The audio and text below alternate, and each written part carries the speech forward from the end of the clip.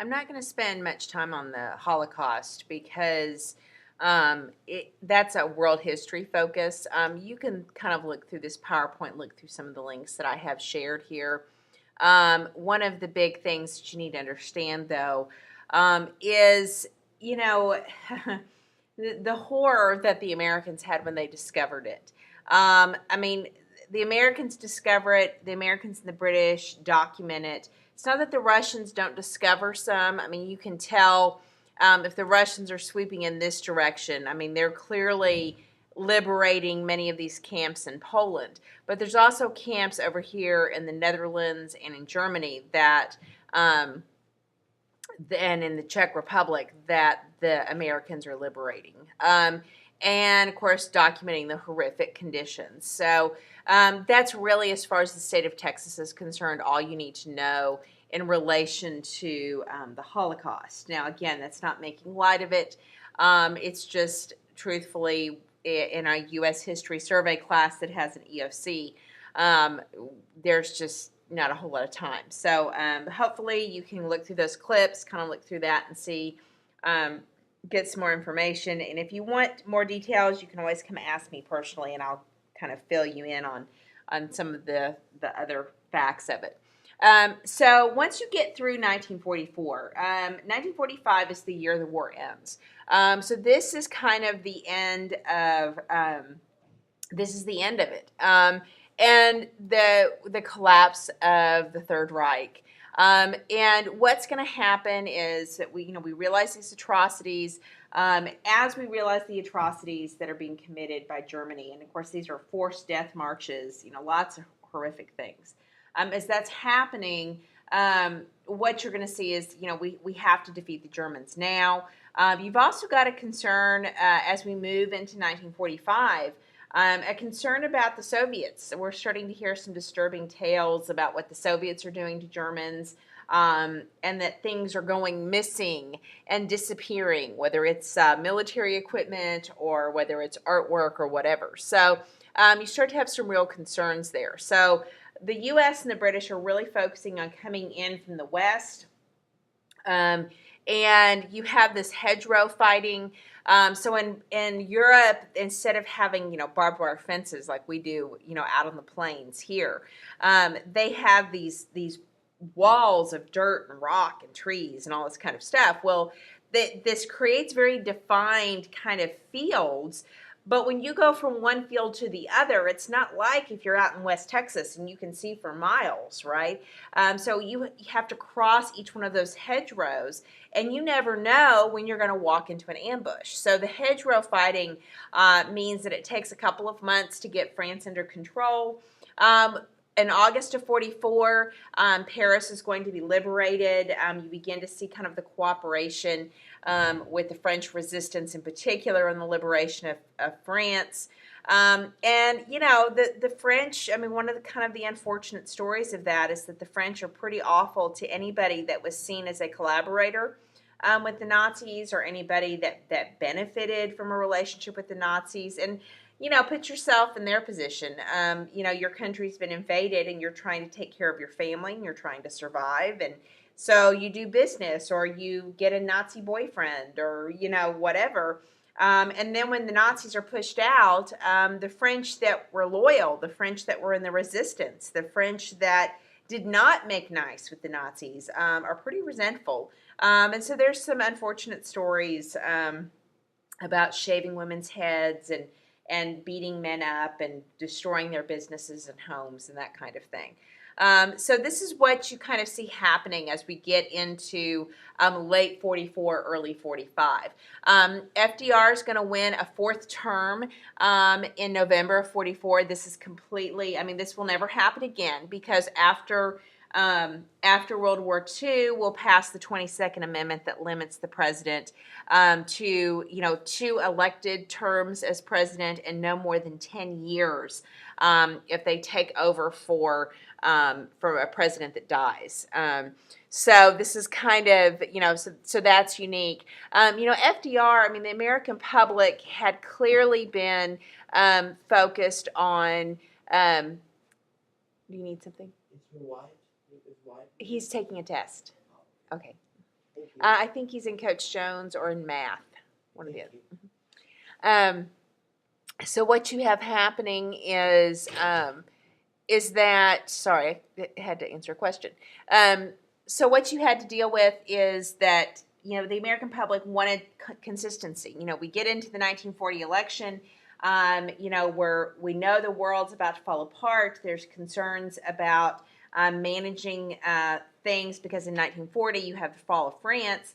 And so people don't want to change horses midstream, right? Well, you get to 1944 in November, and it's very clear that the war is going to end, and it's going to end with the Allies winning. We don't know exactly when, right? So again, why would we want to change horses? And FDR has been really instrumental in kind of creating these arrangements and building this relationship, not just with Churchill and Britain, but also with Stalin and the Soviet Union. So that's part of why he's going to win. Now, he will die in April of 45, so... this kind of shows you the hedgerow fighting and that kind of thing.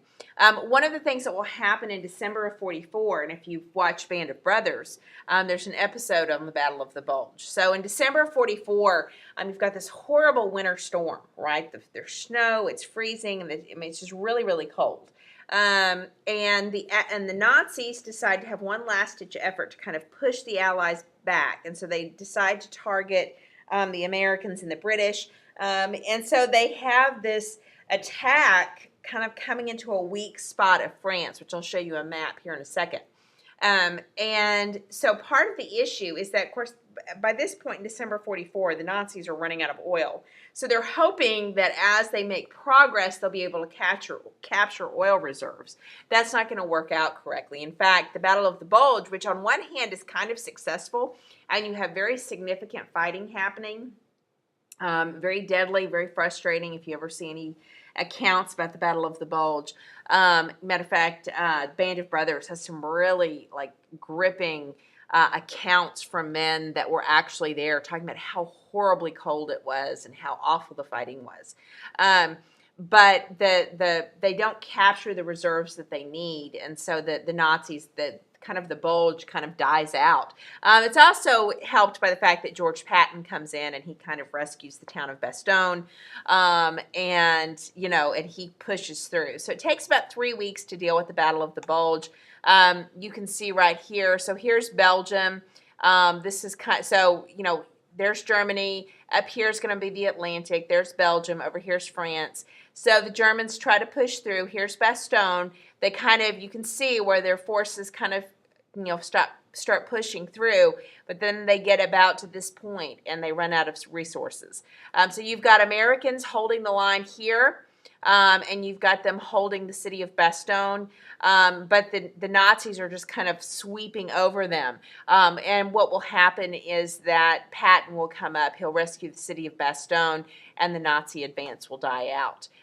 So you're going to have lots of fighting. This shows you some of the pictures, how brutally cold it was. It really was pretty awful. So also in 1945, in February of 45, you have the Yalta Conference. The Yalta Conference is the last conference that Roosevelt is at. Again, it's Churchill, Roosevelt, and Stalin. And at the Yalta Conference, they finalize the plans of the United Nations.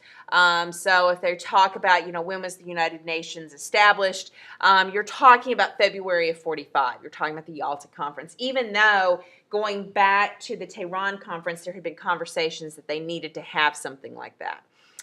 They also agree, very importantly in the Yalta Conference, between Roosevelt and Churchill and Stalin, that there's going to be self-determination for these liberated European nations. Now, part of this is going to be because the Soviets have pushed in to places like Poland and Czechoslovakia, and the Soviets are there, and they don't want to, they want to have a chance for those countries to choose communism because, Stalin's saying, maybe they want to be communist, maybe they don't want to be democratic, or have a representative democracy, if you will. And so, they're going to have this self-determination. They're going to agree to disarm Germany. They're going to temporarily divide it into zones between the French, the British, the Americans, and the Soviets until they kind of make sense of kind of what's going on in Germany. So that's in February of 45. By April of 45, you've got the Soviets pushing in from the east. They're coming into Berlin. If you've ever watched the movie Downfall, right? The Americans and the British are crossing the Rhine River. They're coming in from the west. And so, the Nazis are kind of sandwiched in the middle. The Soviets will reach Berlin first on April 21st, 1945. You're going to have street fighting in Berlin. Hitler will commit suicide on April 30th. And then they'll set fire to his body, and that's really the end. So from April 30th, for like the next week, what you have are the powers that are left in the Nazi Party are desperately trying to get to the Americans, because they believe the Americans will have far better terms, right? Because the Germans were terrified of the Soviets, and the Soviets have been doing horrible things. They've been raping women and killing people, and the Soviets were not being nice to the Germans. They were pretty angry about the invasion of the Soviet Union and the atrocities that the Germans had committed. So there's a real sense of revenge going on there. So you have the Victory in Europe Day, VE Day, which is May 7th, 1945. And so you have this unconditional surrender in Europe. And so the battle with the Nazis is basically over. And you can see right here, Stars and Stripes, celebrations in London, New York, all over the world, right? So it was pretty crazy. And it was pretty exciting. I mean, people were, they were so glad that it was over. But just a few weeks before that, Franklin Roosevelt had died of a stroke. And Harry Truman's going to become the president. Now, Harry Truman was the vice president. He was kind of left out of the loop, so he doesn't really know a whole lot about some of the things that they had been cooking up, as far as like the Manhattan Project and nuclear weapons. So he comes in April of 45 and just, wow, he's having to bring about the end of the war. Now, most of the fighting by April 12th, I mean, it's pretty clear that, the Nazis are going to fall. It's just a question of, is it going to be this week or next week, right? So the European theater is closing down once Truman comes in, but as it's closing down, the Pacific theater is getting even more intense, right? The fighting in the Pacific is horrific. We're having success. We're stepping closer and closer and closer, right?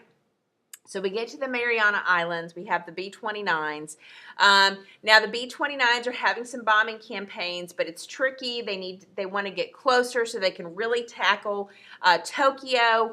And so they're only able to hit the closest places, from the Marianas. So let's get a little bit closer. So they go to the island of Iwo Jima. Iwo Jima was a Japanese-controlled island. It's a volcanic island with a giant volcano there. Has lots of rocky terrain, very difficult fighting. Mount Suribachi, so the Japanese dig these tunnels all throughout Mount Suribachi, right? So basically, Mount Suribachi is like a gigantic, booby trap, honestly. And so the Americans are having to fight through these very difficult conditions on Iwo Jima.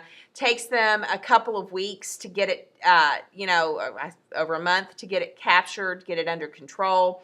You can see 6,800 Marines died. So your casualty rates are increasing exponentially the closer we get to Tokyo, and that's very important for you to understand. So in February of 45, as the Yalta Conference is winding up, you see this increasing fighting on Iwo Jima.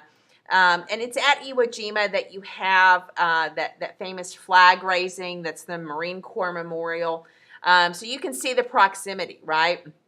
So the issue with the Mariana Islands is they could have bombing campaigns up along here, right? But they couldn't quite get all the way up to Tokyo, not without having some aircraft carriers and dealing with some Japanese. So if we can get to Iwo Jima, they're much closer to Tokyo and they don't have to deal with aircraft carriers. And so this kind of shows you the islands. So not only is there Mount Suribachi, but there's a significant airstrip that's already constructed, which is why this is so desirable, right?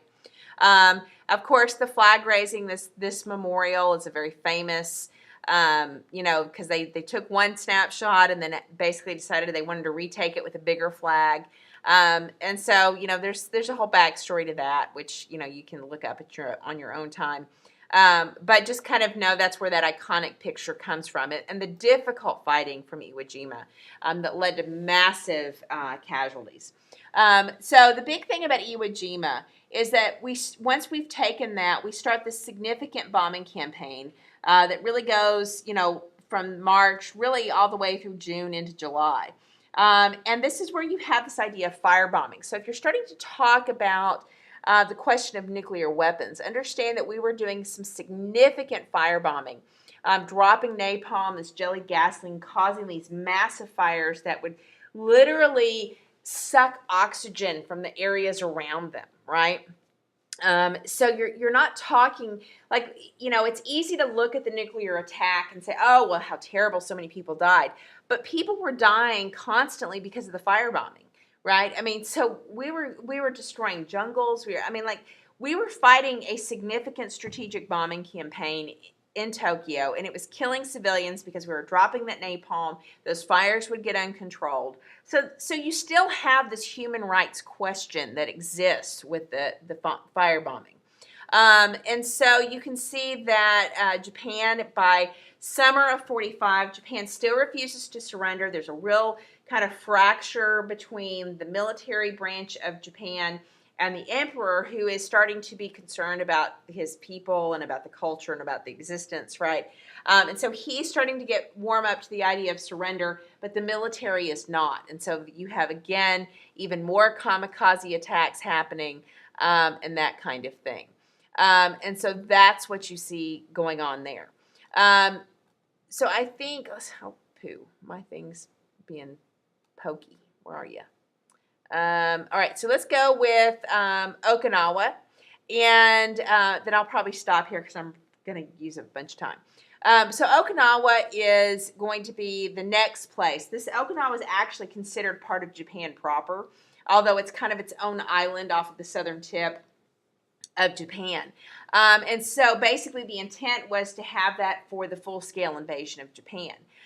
So Okinawa fighting is incredibly difficult. Again, takes a couple months to get. Lots of bunker and cave fighting. Japanese civilians committing suicide. They'd been told what horrible things the Americans were going to do to them. You have 12,000 Americans getting killed to take Okinawa. So by the time you get to the end of June, what we're looking at is the Americans really having control over, pretty much everything but the mainland of Japan. They've sustained increasing losses the closer they get to Japan. You have human rights questions based on the firebombing and the things that the Americans are having to do. Now, keep in mind that at this point, it's still just the Americans versus the Japanese. You don't have the British, you don't have the Soviets joining the fight. And so that's kind of where things are by the end of June of 1945. So I'm going to stop this here, and then I will pick up with the issues